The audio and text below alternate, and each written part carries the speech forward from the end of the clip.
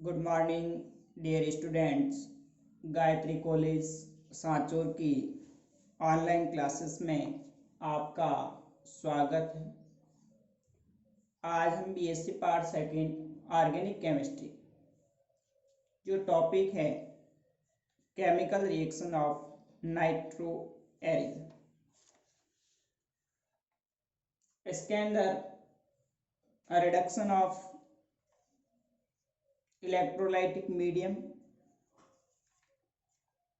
Neutral medium and reaction due to benzene ring, यानी जो nitro Erin की रासायनिक अभिक्रिया है उसमें विद्युत अपघटन माध्यम के अंदर अपचयन, उदासीन माध्यम में अपचयन और बेंजीन रिंग के कारण होने वाली जो रासायनिक अभिक्रिया है उसके बारे में डिस्कस करेंगे। इससे पहले लेक्चर में हमने जो नाइट्रो एरिन के अंदर नाइट्रो ग्रुप द्वारा होने वाली जो रिएक्शंस यानी विशेष का रिडक्शन जो अपचयन अभिक्रिया है उसके बारे में डिस्कस किया था, जिसमें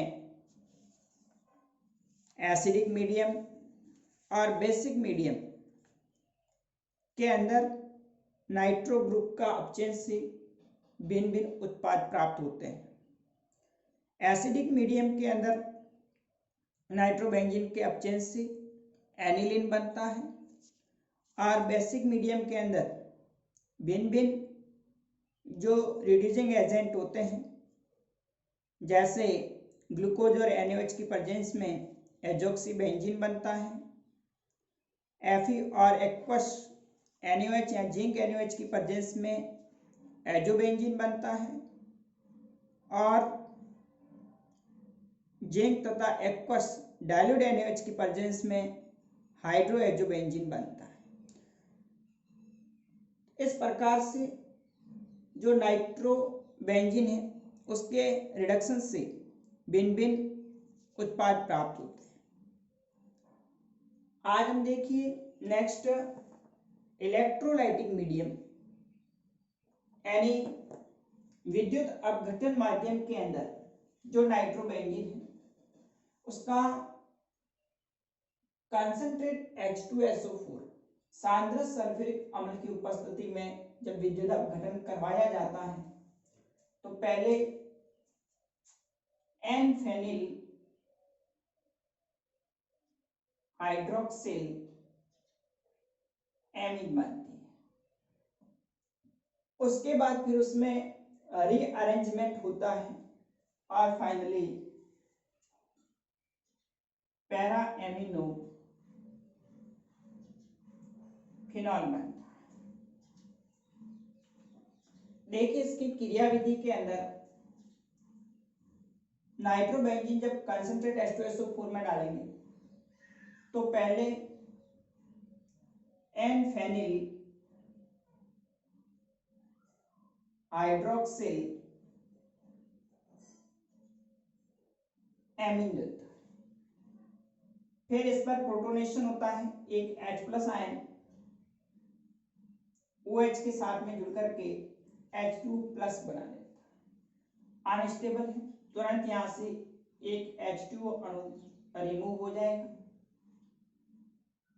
और नाइट्रोजन पर पॉजिटिव चार्ज एक इंटरमीडिएट बनता है जो रेजोनेंस के थ्रू स्टेबल होगा। N पर प्लस जैसे इस पाई बंद के इलेक्ट्रॉन नाइट्रोजन और कार्बन के बीच में पाई बंद बनाएंगे, यहाँ पर आप देख रहे हैं कार्बन इलेक्ट्रॉन न्यून होने के कारण पॉजिटिव चार्ज है। उसके बाद फिर आगे रेजोनेंस होगा, कार्बन कार्बन के बीच में पाई बंद बनेगा, पैरा पोजीशन पर पॉजिटिव चार्ज। उसके बाद फिर यहाँ से रेजोनेंस होगा, फिर ऑर्थो पोजीशन। तो इस प्रकार से रेजोनेंस के थ्रू ये इंटरमीडिएट स्टेबल होगा।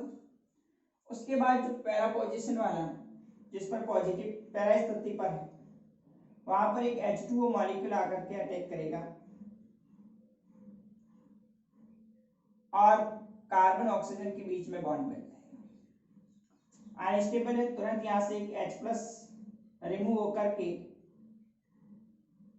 नाइट्रोजन के साथ में जुड़ जाता है NH2+ और यहाँ पर OH बन जाएगा। उसके बाद में यहाँ से एक H+ रिमूव होगा और वो H+ निकल करके पैरा एमिनो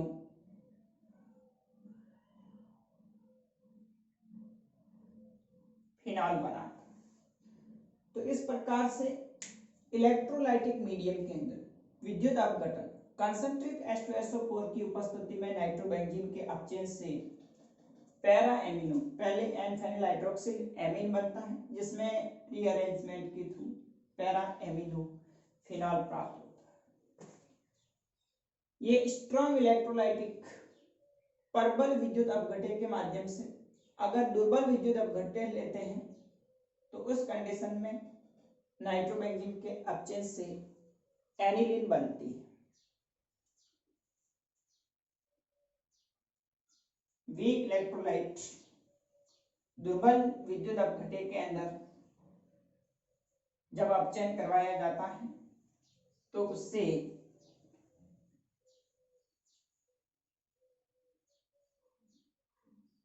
एनिलीन बनती है।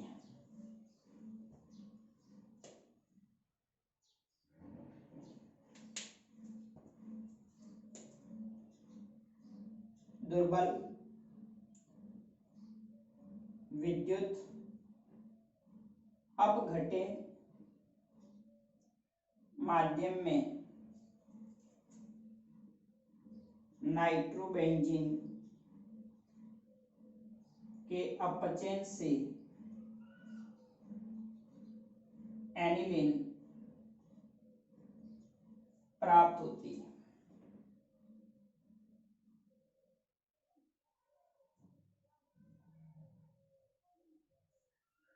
नाइट्रोबेंजीन का वीक इलेक्ट्रोलाइट दुर्बल विद्युत अपघटन है, इससे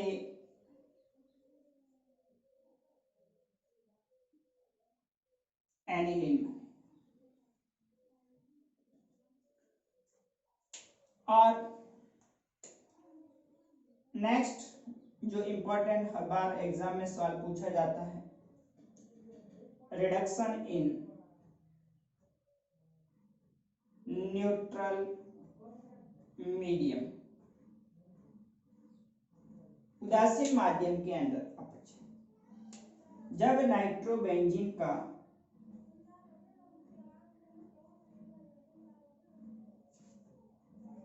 zinc plus NH4Cl ammonium chloride, zinc plus ammonium chloride की उपस्थिति में जब अपचयन करवाया जाता है, ये न्यूट्रल मीडियम होता है, उदासीन माध्यम है। इसकी उपस्थिति में अपचयन से एन फेनिल हाइड्रोक्सिल एमीन बनता है, एन फेनिल हाइड्रोक्सिल एमीन प्राप्त। तो ध्यान रखना, एग्जाम में इस तरह से सवाल पूछा जा सकता है। नाइट्रोबेंजीन लेकर के एरो के ऊपर जिंक प्लस NH4Cl, इस कंडीशन में बताइए उत्पाद क्या बनेगा। तो यहाँ पर जिंक प्लस NH4Cl एक न्यूट्रल रिड्यूसिंग एजेंट है, उदासीन मीडियम के अंदर अपचयन करवाएंगे तो इससे एन फेनिल हाइड्रोक्सिल एमीन बनता है। दुर्बल विद्युत अपघट्य माध्यम में नाइट्रोबेंजीन का अपचयन करवाते हैं तो एनिलीन बनती है। और स्ट्रॉन्ग इलेक्ट्रोलाइटिक मीडियम के अंदर रीअरेंजमेंट, पहले एन फेनिल हाइड्रोक्सिल एमीन बनता है, फिर उसमें रीअरेंजमेंट हो जाता है, पैरा एमिनो फिनॉल प्राप्त होता है। तो ये जो reduction bye NO2 group, NO2 समूह द्वारा जो अपचयन अभिक्रिया थी, जिसमें अलग अलग एसिडिक, बेसिक और न्यूट्रल मीडियम के अंदर अपचयन द्वारा भिन्न भिन्न उत्पाद देते हैं। अब हम देखेंगे नेक्स्ट जो बेंजीन वाले हैं, इसके द्वारा नाइट्रो एरिन या नाइट्रोबेंजीन द्वारा कौन कौन सी रासायनिक अभिक्रियाएं दर्शाता है। तो देखिए next, reaction due to benzene ring. Next देखिए reaction due to benzene ring. Nitro arene के अंदर बेंजीन वाले से जो रासायनिक अभिक्रिया दर्शाई जाती है उसमें पहला है इलेक्ट्रोफिलिक सब्स्टिट्यूशन रिएक्शन। देखिए इलेक्ट्रोफिलिक सब्स्टिट्यूशन की बात करें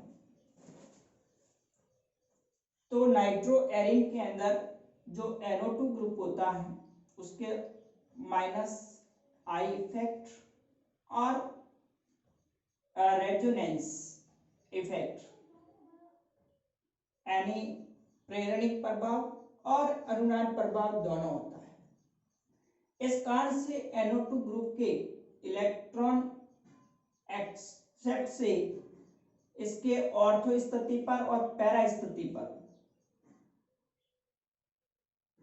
इलेक्ट्रॉन डेंसिटी डिक्रीज हो जाती है, यानी ऑर्थो और पैरा स्थिति पर इलेक्ट्रॉन घनत्व कम हो जाता है।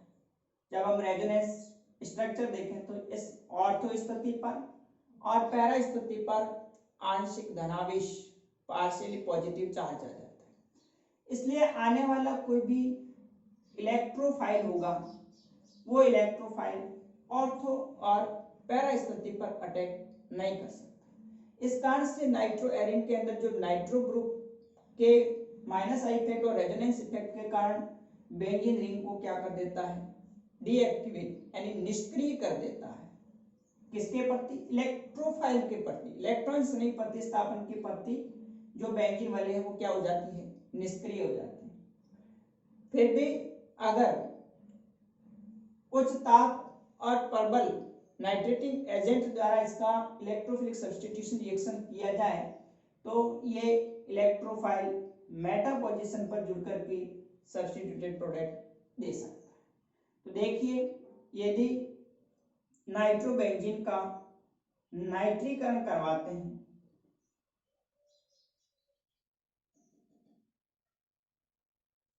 Concentrate HNO3 plus concentrate H2SO4 सांद्र HNO3 और सांद्र सल्फ्यूरिक अम्ल की उपस्थिति में 100 डिग्री सेंटीग्रेड ताप पर जब गर्म किया जाता है तो आने वाला इलेक्ट्रोफाइल इसके मेटा स्थिति पर जुड़कर के मेटा डाइनाइट्रो बेंजीन देता है।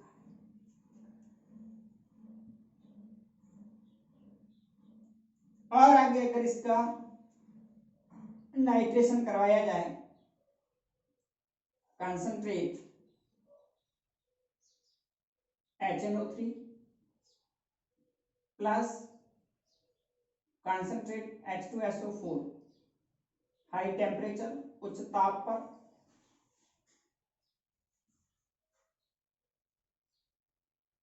ट्राइनाइट्रोबेंजीन प्राप्त होता है।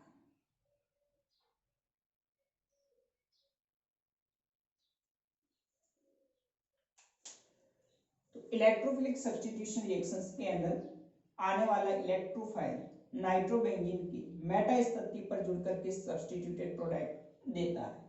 नाइट्रोबेंजीन के कंसंट्रेट HNO3 प्लस H2SO4 की उपस्थिति में 100 डिग्री सेंटीग्रेड ताप पर जब अभिक्रिया करवाएंगे तो मेटा डाइनाइट्रोबेंजीन बनेगा। फर्दर इसका नाइट्रेशन करवाएंगे तो 135 ट्राइनाइट्रोबेंजीन बन जाएगी।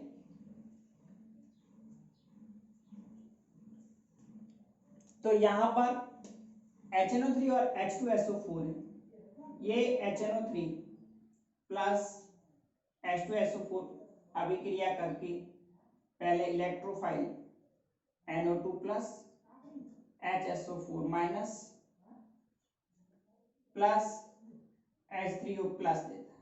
यहाँ पर NO2 प्लस नाइट्रोनियम आयन है, ये क्या है, इलेक्ट्रोफाइल है। इस इलेक्ट्रोफाइल का मेटा पोजीशन पर अटैक होगा जो मेटा डाइनाइट्रोबेंजीन, और एक और यहाँ पर मेटा पोजीशन अगर वैकेंट है, फर्दर नाइट्रेशन से वापस NO2 जुड़ करके 1,3,5 ट्राइनाइट्रो बेंजीन देता है।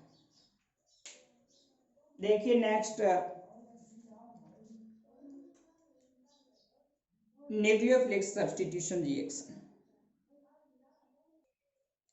नेक्स्ट है न्यूक्लियोफिलिक सब्स्टिट्यूशन रिएक्शन, नाभिक संयुक्त प्रतिस्थापन अभिक्रिया। तो नाइट्रो एरिन होता है वो न्यूक्लियोफिलिक सब्स्टिट्यूशन रिएक्शंस के प्रति बहुत ज़्यादा रिएक्टिव होता है, क्योंकि यहाँ पर नाइट्रो समूह के माइनस आई इफेक्ट और रेजोनेंस इफेक्ट के कारण बेंजीन वलय के ऑर्थो और पैरा स्थिति पर आंशिक धनावेश उपस्थित होता है, ऑर्थो और पैरा स्थिति इलेक्ट्रॉन न्यून होती है, इसलिए आने वाला जो न्यूक्लियोफाइल होता है उसके पैरा स्थिति पर या फिर ऑर्थो स्थिति पर अटैक करके सब्स्टिट्यूटेड प्रोडक्ट देता है।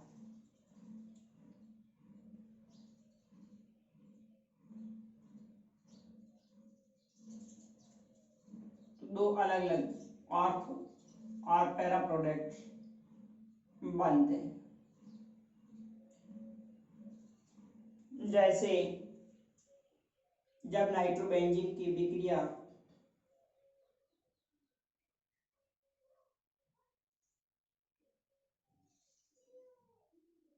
एक्वस के बाद पोटेशियम हाइड्रोक्साइड के साथ करवाई जाती है, आने वाला न्यूक्लियोफाइल OH माइनस इसके ऑर्थो स्थिति पर जुड़ करके ऑर्थो नाइट्रोफिनॉल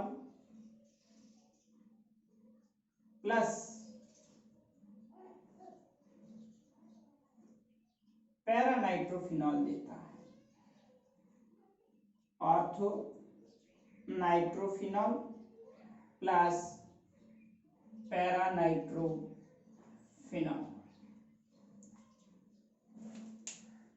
तो नाइट्रोबेंजीन का जलीय KOH की उपस्थिति में अभिक्रिया से यहाँ पर आने वाला जो न्यूक्लियोफाइल होगा OH माइनस वो इसके ऑर्थो स्थिति पर और पैरा स्थिति पर जुड़ करके ortho nitrophenol plus para nitrophenol substituted product प्राप्त होता है।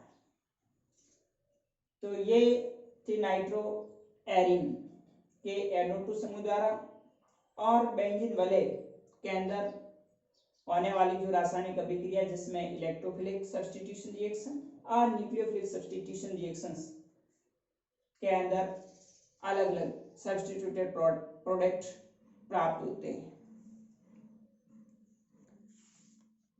अब हम नेक्स्ट आगे जो अगला टॉपिक है पिक्रिक एसिड उसके बारे में डिस्कस करेंगे।